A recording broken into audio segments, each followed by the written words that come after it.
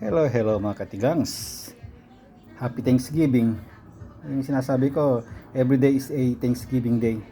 Kasi ito rin ang inaano ko hinahanda ko Pag hindi naman, kahit hindi Thanksgiving Ito yung sa anak ko, medium rare. At saka kanin. Ito lagayan niya yung lagayan ng dipping sauce. Kasi hindi ko alam kung anong gusto niya.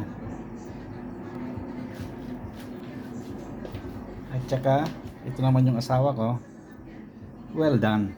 Kasi yan ang gusto niya, well done. At saka mahilig sa pansit siya. Ito rin niya gaya ng dipping sauce niya. Ako, ibang iba.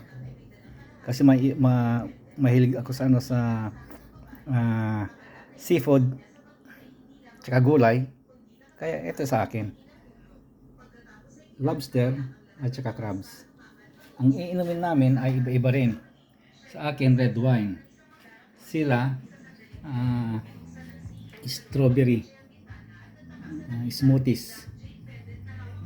Ito yung paboritong anak ko, sushi. Andito na yung sa loob na siya, yung ando doon yung ito ilalim nitong label na to, ando doon yung mga dipping sauce niya. At saka ito, parang Pilipinas lang, ayan. Ayan, parang Pilipinas lang. Parang Pilipinas din 'yon. May lechon kawali. At saka yung nila, dipping sauce nila ando doon, yung anak ko 'yon.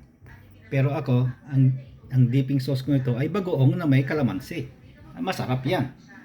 Hindi yung yan, ayaw ko yung nasawsawan.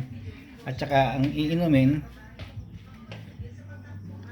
ito, meron sa may pinalamig sa sa ref, kaya isa lang nilagay ko diyan.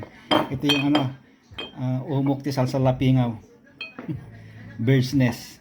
Ayaw nila to kasi parang may bihon sa loob. At saka parang madulas-dulas. At saka Gatorade tubig. Ito yung galing sa Pilipinas, not from concentrate. Talagang purong-puro, hindi galing sa concentrate yan. Yung buko, ito galing sa Pilipinas, kaya masarap.